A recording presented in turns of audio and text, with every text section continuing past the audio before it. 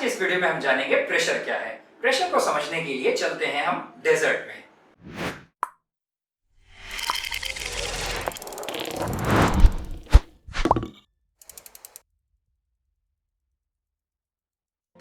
Desert में car चलाते वक्त एक प्रॉब्लम आती है, उसके टायर सैंड में धंसते हैं।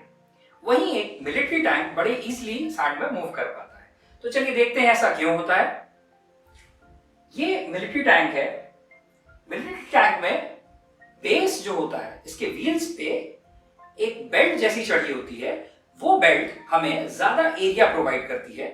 इस ज्यादा एरिया की वजह से हमारा जो लगने वाला प्रेशर है वो काफी कम हो जाता है। अब इसको और डिटेल में समझने के लिए हम प्रेशर की डेफिनेशन देखें। प्रेशर की डेफिनेशन होती है फोर्स या फिर thrust that is being applied per unit area of a surface. Force का फॉर्मूला होता है P, जैसा आप देख पा रहे हैं, P is equal to F upon A। इस फॉर्मूले में अगर मैं फोर्स को बढ़ाता हूं तो प्रेशर ऑटोमेटिकली बढ़ता है। अगर मैं एरिया को बढ़ाता हूं तो मेरा प्रेशर कम हो जाता है। तो मैं कह सकता हूं कि प्रेशर डायरेक्टली प्रोपोर्शनल है फोर्स के और इनवर्सली प्रोपोर्शनल है एरिया के। अगर मैं एरिया को बढ़ाता हूं तो प्रेशर कम होता है, अगर मैं एरिया को कम करता हूं तो प्रेशर बढ़ता है। अब हम देखते हैं प्रेशर की यूनिट। प्रेशर की यूनिट बनाने के लिए हम देखेंगे इसके फॉर्मूले को। फोर्स की यूनिट होती है न्यूटन, एरिया की यूनिट होती है मीटर स्क्वायर। ये हम एसआई यूनिट की बात कर रहे हैं, इसलिए हमने फोर्स और एरिया की यूनिट भी एसआई में ली है। तो प्रेशर की यूनिट बनती है न्यूटन पर मीटर स्क्वायर, जिसको हम पास्कल भी कहते हैं, PA डिनोटेड बाय PA। ये एक फ्रेंच फिजिस्ट के नाम पे है, ब्लेज पास्कल जिनका नाम था, उनके नाम पे ये यूनिट पड़ी है। मिलिट्री टैंक के केस को हमें न्यूमेरिकल के साथ समझते हैं। मिलिट्री टैंक का मास है 2500 kgs, वहीं कार का मास है 1000 kgs। इससे हम इनके द्वारा एक्सर्टेड फोर्स या फिर वेट को निकालते हैं। फोर्स का फॉर्मूला हो जाएगा इस केस में m into G. m mass है, g acceleration due to gravity है, जो हम इस केस में 10 एज्यूम करेंगे। तो आप देख सकते हैं कि हमने फोर्स निकाल लिया है।